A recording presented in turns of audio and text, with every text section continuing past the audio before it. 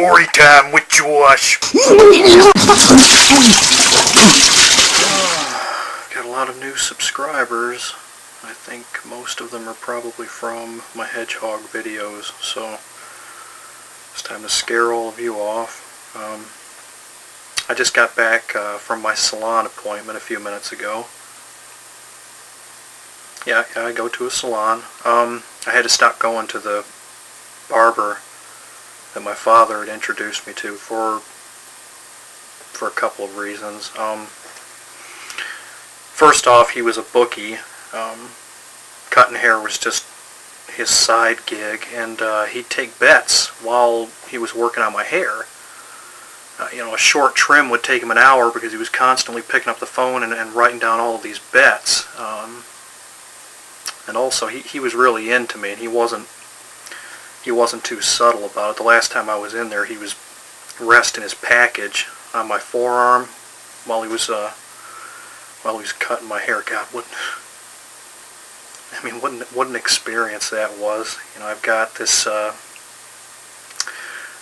bookie barber with a Psycho Sid perm and a heavy Brooklyn accent, wearing some skin-tight blue jeans, and he's got a pair of scissors pressed up against my scalp while he's taking bets over the phone and resting his balls all over me. Plus we had an audience too. There was these old guys seated in chairs reading sports magazines like 5 feet away. Those, they were long-term customers of his, and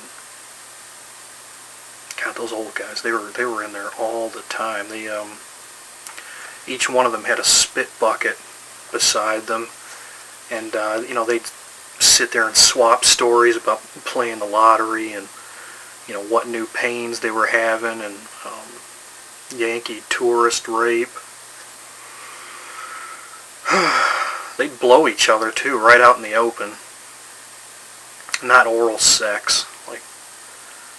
I know that's what you dirty birdies were thinking. No, they would literally blow on each other, as a way of horsing around, and be like, "How's my breath, Earl? You tell what I had for breakfast? Your wife's butt sweat," and all that kind of nonsense. I guess they were too old for flicking rubber bands at one another, or for dick slapping or anything like that. Weird place, that barber shop I used to go to. The salon smells much better. It's mostly girls in there, so it smells like shampoo and pheromones. A lot like pheromones. I mean, if you're a psycho loner like me, it's like having your nostrils 2 inches off of the pubic hair. Alright, this is getting weird. Getting back to what I was originally saying, I saw some little kid get choked to death while walking home from the salon earlier today.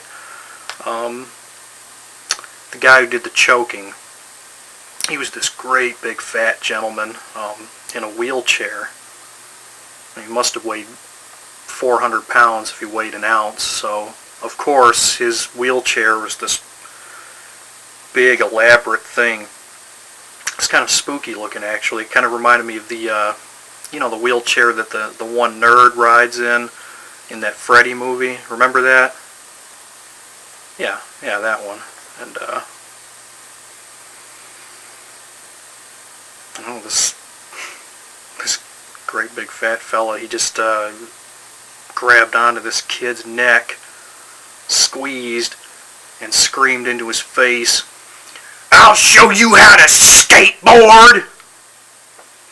And he didn't let go until the police showed up to pry him off the kid. The kid was purple at that point. He was just gone. Ugh. That guy. I mean, that guy in the wheelchair, he had this big, smooth, pasty mass of fatty deposits protruding all over his back. It was like this big, huge turtle shell, and I just wanted to blow it all off with a shotgun and sweep it down into the sewer, A turtle shell made of blubber, of course, but isn't that funny what he said to that kid while he was, while he was choking him? I'll teach you how to skateboard. I mean, I've thought a lot about what I would say to somebody while I'm choking them to death. I think we all have. And I mean, if I were choking somebody to death, I'd be yelling to them, I'd like to settle down and have some kids.